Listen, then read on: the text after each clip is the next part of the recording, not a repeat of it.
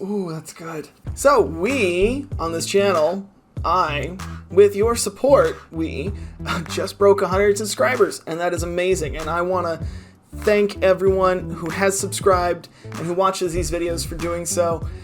Keep it going, because you're supporting a teacher. 100 subscribers is more than I thought I would ever get. So thank you from the bottom of my heart. As kind of a celebration of that, I decided that maybe I would tell you some of the parts of history that I can't teach my students.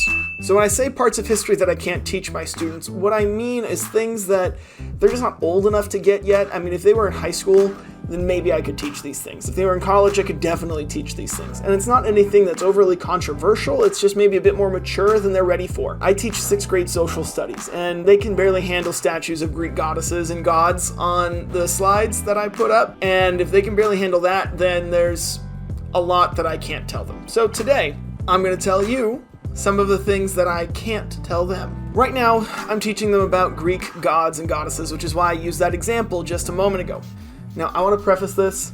I am not a historian of Greek mythology. I'm not a mythologist.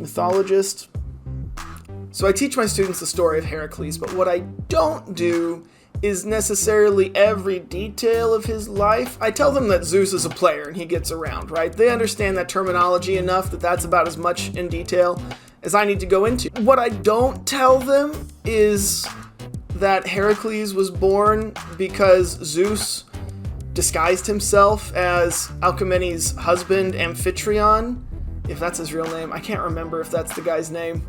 And then her husband is like, what just happened? So one, yeah, he's born not just because Zeus is cheating on Hera, but because he disguises himself as her real husband and basically rapes this woman. Yeah, don't tell them that. Another thing I don't tell them is where Aphrodite came from. There are some versions of Greek mythology I've read where Aphrodite is the daughter of Zeus, but the majority of sources I read have a much more graphic story. The Greeks believed that before there were the Olympians, there were a couple other generations of these supreme supernatural godlike beings. They're Titans, and then I'm not sure what the name for them is, but Gaia and Ouranos. Ouranos was the sky father, right? Gaia, Mother Earth. And they together give birth to the Titans. Now, when we think of the Titans and Hercules, the cartoon, right, they're these big giant monsters, and that's not entirely true. Actually, if anything, they looked just like the rest of the Olympians. And they weren't these terrible beings either. Some of them, like Prometheus, created humanity and gave humans light because the Olympians were scared that we would rise up against them. So not all of the Titans were evil, but one of them was, and that was Kronos. Kronos rises up against his father, Ouranos, leads a rebellion, kills his father, whatever. But then he is worried that his children, the Olympians, are going to do the same thing. So he eats his children, and they're just chilling out in his rumbly-tumbly. Zeus's mother, Rhea, gives Kronos a stone, pretending to be Zeus. Zeus grows up and leads a rebellion against Kronos, slices open Kronos' belly, frees his siblings, and they lead a rebellion against and then kill Kronos. Aphrodite is born because as a symbol of, I don't know, dominance or some other reason, I'm not sure. I'm sure there's some mythological reason for it. Zeus chops off Kronos' penis and then throws it into the ocean, and that becomes Aphrodite.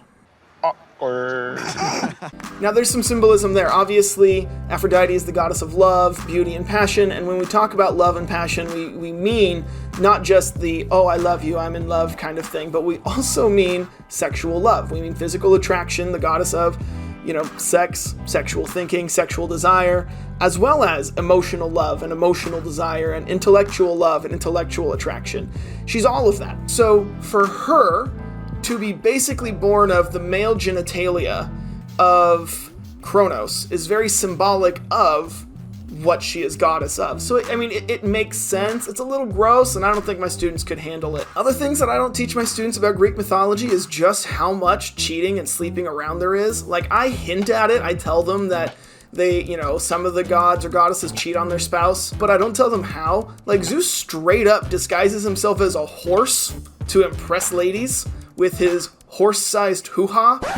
Hi, it's me again, really quickly interjecting. It was a bull and transformed into a bull. It was a bull-sized hoo-ha. I'm sorry. Both because I failed you and because now you can't get that out of your head. Lord knows I can't. If you like this, if you think there's more things that I should talk about, maybe things I should avoid, please let me know in the comments. If there's something that you don't want your kid to learn in 6th grade, let me know in the comments. I'll see if I agree with you or not. Thanks again. Have a great day.